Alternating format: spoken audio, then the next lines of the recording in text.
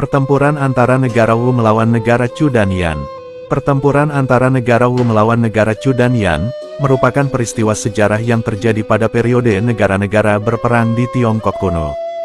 Perang ini terjadi pada abad ke-5 sebelum Masehi. Pada masa itu, Tiongkok terbagi menjadi berbagai negara kecil yang saling bersaing untuk mendapatkan kekuasaan dan wilayah. Negara Wu, Chu, dan Yan, termasuk di antara negara-negara kuat dan saling bertikai. Pertempuran antara negara Wu dan negara Chu terjadi karena perang saudara di dalam negara Chu. Dalam kekacauan tersebut, Wu melihat kesempatan untuk menyerang dan mengambil alih wilayah Chu. Pertempuran ini berlangsung sengit dengan kedua belah pihak saling menyerang dan menghadapi perlawanan yang keras.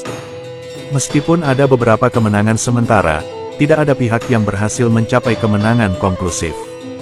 Pertempuran antara negara Wu dan negara Yan juga terjadi pada saat yang hampir bersamaan. Wu berperang melawan Yan dengan tujuan memperluas wilayahnya ke utara. Yan merupakan salah satu negara yang cukup kuat dan memiliki wilayah yang luas. Pertempuran ini juga berlangsung dalam keadaan sengit dengan serangan-serangan balasan dari kedua belah pihak. Pada beberapa periode kerajaan Wu terus memenangkan pertempuran di bawah pemimpin pasukan perang negara Wu, Jenderal Sun Su. Pada akhirnya, perang antara Wu, Chu, dan Yan berlangsung dalam waktu yang cukup lama dan dilalui dengan berbagai perubahan kekuasaan. Peristiwa ini menjadi salah satu babak penting dalam sejarah Tiongkok kuno dan mencerminkan persaingan yang ketat antar negara pada masa itu. Pertempuran antara Wu, Chu, dan Yan mengekalkan sebagian perubahan kekuatan wilayah dan memengaruhi perkembangan politik dan sosial selanjutnya di Tiongkok.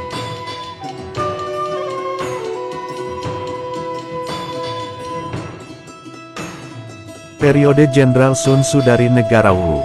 Pada beberapa periode negara Wu terus memenangkan pertempuran di bawah pemimpin pasukan perang negara Wu, Jenderal Sun Su. Sun Su, yang dilahirkan pada abad ke-6 sebelum Masehi di negara Qi, Tiongkok, ia memiliki karir militernya sebagai seorang jenderal yang sangat terkenal. Meskipun tidak banyak yang diketahui tentang kisah hidup pribadinya, namun legenda dan legasi militernya tetap bertahan hingga saat ini. Sun Su memulai karirnya dalam dunia militer sebagai seorang komandan di dalam pasukan militer negara Wu. Dikatakan bahwa Raja Negara Wu, Holu, sangat terkesan oleh keahlian taktis Sun Su setelah melihat demonstrasi dari para tentara yang dilatih olehnya. Hal ini membuat Sun Su diberikan kesempatan untuk menjadi jenderal di pasukan Wu. Selama beberapa tahun, Sun Su memimpin pasukan Wu dalam pertempuran melawan negara Chu dan Yan. Ia diklaim memiliki rekor yang sangat sukses dalam memimpin pasukannya, memenangkan banyak pertempuran. Keberhasilan militer yang dicapai oleh pasukan Wu di bawah komandonya membuat negara Wu semakin kuat dan dihormati oleh negara-negara lainnya. Namun, pada suatu waktu, Sun Su dikabarkan tidak setia kepada raja, dan oleh Raja Holu, ia dijatuhkan dari jabatannya sebagai jenderal. Menurut legenda, Sun Su merasa sangat terhina dan keluar dari negara Wu untuk kemudian menulis karyanya yang terkenal, The Art of War. Buku tersebut dikatakan berisi panduan taktis dan strategis yang diperoleh Sun Su selama bertahun-tahun pengalaman di medan perang. Meskipun karir militernya berakhir dengan cara yang tidak diharapkan, warisannya dalam bentuk buku telah menginspirasi dan mempengaruhi banyak pemimpin militer dan sipil di seluruh dunia.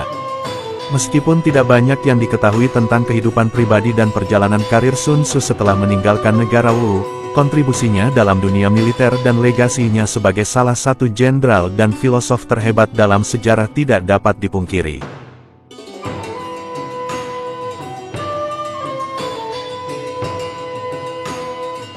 Buku The Art of War atau Seni Perang.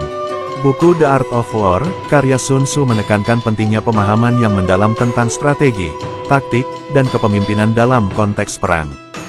Berikut adalah beberapa kesimpulan yang dapat diambil dari buku tersebut.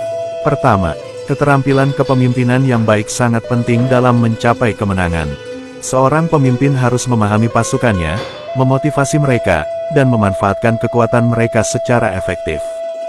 Seorang pemimpin yang bijaksana mampu menghadapi situasi yang sulit, mengambil keputusan yang tepat, dan mendapatkan kepercayaan dari pasukannya. Kedua, pengetahuan tentang musuh sangat penting untuk meraih kemenangan. Mengetahui karakteristiknya, Kekuatannya, kelemahannya, dan pola pikirnya akan membantu dalam merencanakan strategi yang tepat. Intisari dari buku ini adalah mengalahkan musuh tanpa bertempur, artinya mencapai tujuan tanpa kekerasan yang berlebihan jika memungkinkan.